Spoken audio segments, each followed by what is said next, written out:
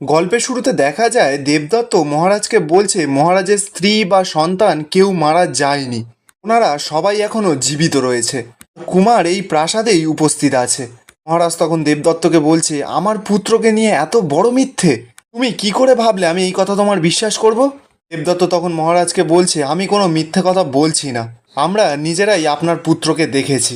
মহারাজ তখন বলছে যে তাহলে কোথায় আমার সন্তান, কোথায় আমার পুত্র, তাহলে তাকে দেখাও।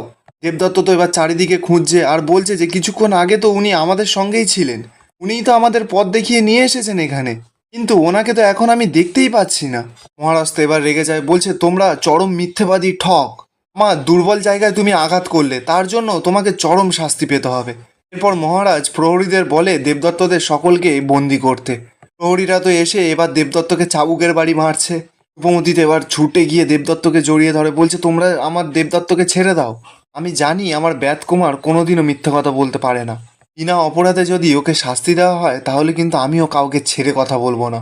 মহারাজ তো এবার বলছে এদের দুজনকেই এবার চাবুকের আঘাত করো। প্রহরীরা তো এবার রূপমতিকেও চাবুকের বাড়ি মারছে। দেবদত্ত এবার রূপমতিকে বলছে, রূপমতি তুমি এখান থেকে সরে যাও, আমি যে তোমার গায়ে আঘাত সহ্য করতে পারবো না। রূপমতি তখন বলছে, তাহলে কি আমি সহ্য করতে পারবো? বিনা দোষে তোমাকে মারা হচ্ছে আর আমি সেটা চোখের সামনে দেখবো? আপনি শুনে রাখুন মহারাজ, আপনি সত্যিটা নিজের চোখে দেখতে চান না, তাই জন্যই অভিরাজ আর ব্যাতকুমার এত করে বলা সত্ত্বেও আপনি কিছুতেই বিশ্বাস করতে চাইছেন না যে আপনার ছেলে বেঁচে আছে। কেমন রাজা আপনি, কেমন পিতা, ধিক্কার জানাই আমি আপনার মতন পিতা আর রাজাকে। মহারাজ তখন রূপমতিকে বলছে যে তোমার স্পর্ধা কিন্তু অনেক দেখতে পাচ্ছি আমি রূপমতি, তোমার স্পর্ধাই কিন্তু তোমাকে বিপদ রেখে আনবে। রূপমতি তখন চিৎকার করে বলছে, রূপমতি না কাউকে দেখে ভয় পায় না, অন্যায় দেখলে রূপমতি প্রতিবাদ করবেই। রূপমতি তো এবার প্রহরীর চাবুকটা হাতে ধরে নেয়, নিয়ে প্রহরীকে ঠেলে ফেলে দেয়। মহারাজ তো এবার রূপমতির দিকে তেড়ে আসছে, ঠিক তখনই মরীচিকা সামনে চলে আসে। মরীচিকা মহারাজের সামনে হাত জোর করে বলছে, দোহাই আপনার মহারাজ, আপনি যদি এক্ষুনি থামার আদেশ না দেন আমি কিন্তু তাহলে এই চাবুকের আঘাত আমি নিজের গায়ে নেব। মহারাজ তখন বলছে, রানী তুমি কেন বাধা দিচ্ছ, এরা অত্যন্ত খারাপ লোক, কথার জালে আমাদেরকে ফাঁসাতে চাইছে, আর তুমি ওদের জালে পা দিচ্ছ, এই মিথ্যেবাদীদের আড়াল করতে চাইছো। মরীচিকা তখন বলছে যে এই রূপমতি আর কত শাস্তি পাবে, এইভাবে যদি আপনি নিরপরাধদের শাস্তি দেন তাহলে কিন্তু এই আরশিনগরের বদনাম ছাড়া সুনাম হবে না। এ রাজ্যে আসার পর থেকে রানী রূপমতি শুধু আঘাতই সহ্য করে গেছে, শাস্তি পাওয়ার হলে তো আমাদের পাওয়া উচিত, তাই না? কারণ আমরা আমাদের অতিথিদের ঠিক মতন যত্ন করতে পারিনি। আপনি কোনো কিছু সত্যতা না যাচাই করে এইভাবে কাউকে শাস্তি দিতে পারেন না মহারাজ। আচ্ছা বেশ, আমি মানছি যে আপনার বিশ্বাস হচ্ছে না, কিন্তু সত্যতা তো যাচাই করুন। এবার তো আমি পুরো বিশ্বাস করি যে এই কুহেলি আসার পর থেকে আপনি আপনার বোধ বুদ্ধি বিচার সব কিছু হারিয়ে ফেলেছেন। মহারাজ তখন বলছে, ওই কুহেলি প্রজ্ঞার বোন ছিল, তাকে আমি উদার মনে আশ্রয় দিয়েছিলাম, তাকে আমি বিশ্বাস করেছিলাম, কিন্তু বিশ্বাস করার ফল কি হলো? সে চরম বিশ্বাসঘাতক প্রমাণিত হলো।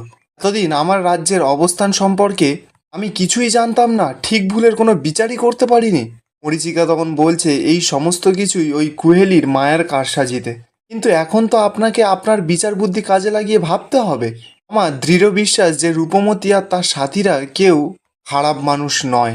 আসলে আমিও তো খুব দীনদরিদ্র মেয়ে ছিলাম, তাই মানুষ চিন্তা আমার ভুল হয় না। তাই বলছি মহারাজ, সত্যতা যাচাই না করে এইভাবে শাস্তি দেওয়াটা উচিত নয়। দেবদত্ত তখন কথাগুলো শুনে মনে মনে বলছে যে জটিলার মতন পুরো অবিকল দেখতে মহিলাটাকে, কিন্তু আচার বিচারে পুরো আলাদা, কি করে সম্ভব এটা, কি করে? অন্যদিকে মহারাজ তো খুব রেগে গেছে, বলছে আমি নিজে হাতে কালকে কোয়েলিকে শাস্তি দেব, কাল সকাল হতেই কারাগার থেকে ওকে বের করা হবে, সকল গ্রামবাসীদের সামনেই আমি ওকে শাস্তি দেব। দেবদত্ত তখন মহারাজকে বলছে, মহারাজ, কুহেলি আপনার শাস্তি পাওয়ার জন্য অপেক্ষা করেনি, আমাদের সকলের চোখের সামনে দিয়ে ও পালিয়ে গেছে। কথাটা শুনেই তো মহারাজ পুরো চমকে যায়। অপরদিকে দেখা যাচ্ছে কুহেলি তো মহারাজের ছেলে কুমার ধীরাজকে একটা জায়গায় বন্দি করে রেখেছে। কুহেলি কুমার ধীরাজকে বলছে, কুমার ধীরাজ তুমি ভাবছো যে আমি তোমাকে কেন এতক্ষণ বাঁচিয়ে রেখেছি? আসলে যে রাজ্যে আমি আমার উদ্দেশ্য সফল করতে এসেছিলাম এটাকে একমাত্র তুমিই তো চরিতার্থ করতে পারবে। আমার আঘাত থেকে বেঁচে যাওয়ার পরেও আবারও এই প্রাসাদে পা রেখে তুমি যে ভুলটা করেছো তাতে আমার উদ্দেশ্য সাধন আরও তাড়াতাড়ি হবে। আর কালই সেই বিশেষ দিন, বিশেষ তিথি, আমার চির যৌবনা হওয়ার জন্য তার চাবিকাঠি তো তুমি। কুমার ধীরাজ তখন কুহেলিকে চিৎকার করে বলছে, আমি আমার নিজের প্রাণ ত্যাগ করে দেবো, তাও তোমার উদ্দেশ্য সফল হতে আমি দেব না। ততক্ষণে নিশ্চয়ই প্রাসাদের সকলে জেনে গেছে যে আমি জীবিত আছি, তাই কেউ না কেউ তো আমাকে উদ্ধার করতে আসবেই। এরপর কুহেলি একটা বালি দানব তৈরি করে কুমার ধীরাজকে পাহারা দেওয়ার জন্য ওখানে রেখে চলে যায়। অপরদিকে দেখা যাচ্ছে মহারাজ তো ছটফট করছে, বলছে যে এই বিশেষ মায়া কারাগার থেকে কুহেলি কি করে পালাতে পারলো, আর আমার কাছে এতক্ষণ সেই খবরটাই আসেনি। মরীচিকা তো তখন বলছে যে আমারও অবাক লাগছে মহারাজ, ওই কারাগার থেকে কোনো রকম মায়াশক্তি প্রয়োগ করে তো কেউ কোনোদিনও বেরোতে পারবে না। তো প্রহরী, আমার নজর, আপনার নজর, সকলকে এড়িয়ে ও পালালো কি করে? এখানের প্রহরীরাও আমাকে আপনাকে কাউকে জানায়নি কেন? দেবদত্ত তখন বলছে জানায়নি কারণ প্রহরীরা সকলে অজ্ঞান হয়ে কারাগারের সামনে পড়ে রয়েছে। রাক্ষসী কুহেলি ধোঁয়ার মতন হয়ে সকলের চোখে ধুলো দিয়ে ওখান থেকে পালিয়ে গেছে। রূপমতি তখন চিৎকার করে মহারাজকে বলছে, মহারাজ, কুহেলি যখন পালিয়েছে তাহলে কিন্তু আপনার ছেলে ধীরাজের জীবন বিপন্ন। রাজকুমার যখন বলেছে যে ওই কুহেলি রাক্ষসী আপনার বড় রানী আর ছেলের ক্ষতি চায়, তাহলে কিন্তু ও ওদেরকে ছাড়বে না। দয়া করে মহারাজ আমাদের যেতে দিন, কুমারকে রক্ষা করতে হবে। দেবদত্ত তখন বলছে, হ্যাঁ মহারাজ, কুহেলি মুক্তি পেয়েছে বলেই হয়তো কুমার ধীরাজকে আর কোথাও খুঁজে পাওয়া যাচ্ছে না। মহারাজ তখন এদিকে মনে মনে বলছে, আমি এতদিন ধরে রানী প্রজ্ঞা আর আমার পুত্রের খোঁজ করিনি, কারণ কুহেলি হয়তো আমায় মায়ায় বশ করেছিল, কিন্তু রানী বা কুমারও তো কোনোদিনও আমার কাছে ফিরে আসেনি। রাজ্যের কেউ তাদের কখনো দেখেনি, তাহলে তারা কি করে বেঁচে থাকতে পারে? মহারাজ তো এবার রূপমতীদের বলছে, আমার ছেলে মৃত আর তোমরা ওদের নাম করে পালাবার চেষ্টা করছো। দেবদত্ত তখন মহারাজকে বলছে যে আমরা কিন্তু বারবার বলছি আমরা মিথ্যা কথা বলছি না, আপনি যখন এখনও যদি না আমাদের বিশ্বাস করে তাহলে কিন্তু আপনার ছেলে কুমারের খুব বড় বিপদ হয়ে যাবে। আর এখানেই আজকের এপিসোডটা শেষ হয়ে যায়। আমার তো রূপমতির এপিসোডগুলো বেশ সুন্দর লাগছে, আপনাদের কেমন লাগছে কমেন্টে অবশ্যই জানিয়ে যাবেন।